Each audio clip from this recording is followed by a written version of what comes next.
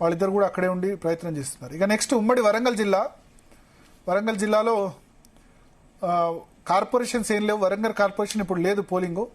మహబూబాద్ 36 వార్డులు ఉన్నాయి. ఇక్కడ కాంగ్రెస్ బీఆర్ఎస్ మధ్య హోరాహోరీ పోరు నడుస్తుంది. అంతిమ ఫలితం కొంత బీఆర్ఎస్కి అనుకూలంగా ఉందట. ఇక్కడ ప్రభుత్వ విప్ రామచంద్ర నాయక్ కాబోయే డిప్యూటీ స్పీకర్ ఉన్నారు. కొంత బీఆర్ఎస్ అడ్వాంటేజ్ ఉందని మన ప్రతినిధి అక్కడ చెప్తున్నారు. జనగాం పల్లా రాజేశ్వర రెడ్డి ఇక్కడ ప్రాతినిధ్యం వహిస్తున్నారు. సర్పంచ్ ఎన్నికల్లో, పంచాయతీ ఎన్నికల్లో జనగాంలో మంచి రిజల్ట్స్ వచ్చాయి. బీఆర్ఎస్కి అనుకూలత అక్కడ కనిపిస్తుంది. 30 వార్డులు ఉన్నాయి. పల్లా రాజేశ్వర రెడ్డి చాలా గట్టిగా తీసుకెళ్తున్నారు. పంచాయతీ తరహాలోనే మున్సిపాలిటీ కూడా తీసుకెళ్తున్నారు.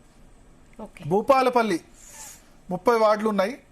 బీజేపీ కూడా పోటీలో ఉండడంతో బీఆర్ఎస్కు కొంత అనుకూలంగా ఉండే అవకాశం ఖచ్చితంగా మనకు కనిపిస్తోంది. సో అట్లాగే భూపాలపల్లి తర్వాత బీఆర్ఎస్, బీజేపీ కూడా మనకి ఉంది. కాంగ్రెస్ పార్టీ కూడా ఉంది. కాంగ్రెస్ పార్టీ సిట్టింగ్ ఎమ్మెల్యే భూపాలపల్లిలో సీఎం సభ కూడా నిర్వహించారు. భూపాలపల్లి జిల్లా పోతుందని బీఆర్ఎస్ ప్రచారం చేస్తుంది. కొత్తగా ఏర్పడితే సీఎం వచ్చి భూపాలపల్లి జిల్లా ఏం పోదు అట్లే ఉంటుందని చెప్పారు. కాబట్టి చూద్దాం మనం. నర్సంపేట 30 వార్డులు, దొంతి మాధవరెడ్డి చాలా మంచి పేరు ఉంటుంది. బీఆర్ఎస్ నుంచి పెద్ది సుదర్శన్ రెడ్డి ఉంటారు. కాంగ్రెస్ బీఆర్ఎస్ మధ్య పోరు కొంత కాంగ్రెస్కి అనుకూలంగా ఉంది. పరకాల 22 వార్డులు, చల్లా ధర్మారెడ్డి బీఆర్ఎస్ నుంచి, కాంగ్రెస్ నుంచి రేవూరి ప్రకాష్ రెడ్డి, కానీ కొండా సురేఖ వర్గం కూడా పరకాల్లో ఉంటుంది. బీజేపీ కూడా మొన్న సిగ్నిఫికెంట్ నెంబర్ ఆఫ్ ఓట్స్ వచ్చాయి. పరకాల్లో గతంలో బీజేపీ గెలిచింది. సో త్రిముఖ పోరు ఏం జరుగుతుందో తెలియదు. ములుగు 20 వార్డులు, మంత్రి సీతక్క చెందిన లోకల్ ఆమె ఏరియాకు సంబంధించిన మున్సిపాలిటీ, ఆమె ప్రాతినిధ్యం వహిస్తున్న అసెంబ్లీ నియోజకవర్గం. సో కాంగ్రెస్ పార్టీకి ఇక్కడ అనుకూలత ములుగులో క్లియర్గా ఉంది. వర్ధన్నపేట 12 వార్డులు, ఇక్కడ మొన్ననే బీజేపీ నుంచి మళ్ళీ back to Aluru Ramesh, back to BRS గర్వాపసి చేశారు. సో ఆలూరు రమేష్ రావడం ద్వారా అప్పటి వరకు కాంగ్రెస్ బీఆర్ఎస్ మధ్య హోరాహోరీ పోరుండే, కొంత బీఆర్ఎస్కు ఛాన్సెస్ మెరుగైనాయి ఆలూరు రమేష్ రావడం ద్వారా.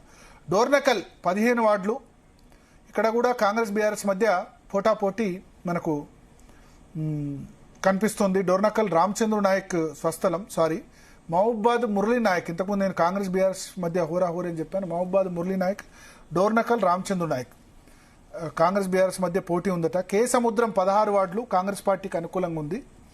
మరిపేడ వరంగల్లో మున్సిపాలిటీ 15 వార్డులు, కొంత బీఆర్ఎస్ ఫేవర్లో మరిపేడ కనిపిస్తుంది. వరంగల్ జిల్లాలో బీఆర్ఎస్కు మంచి ప్రాస్పెక్ట్స్ కనిపిస్తున్నాయి. తొర్రూరు 16 వార్డులు ఉన్నాయి. కాంగ్రెస్ పార్టీకి కొంత అనుకూలత ఉంది.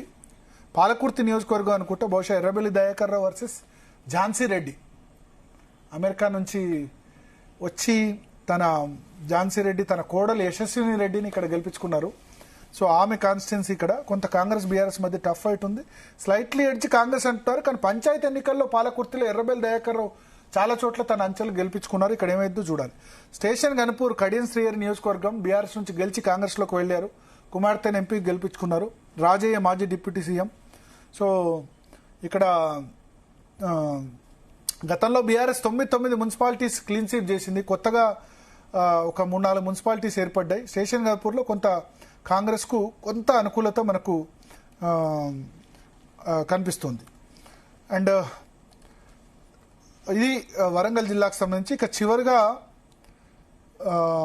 చివరిగా వచ్చేస్తే మహబూబ్నగర్ జిల్లా తర్వాత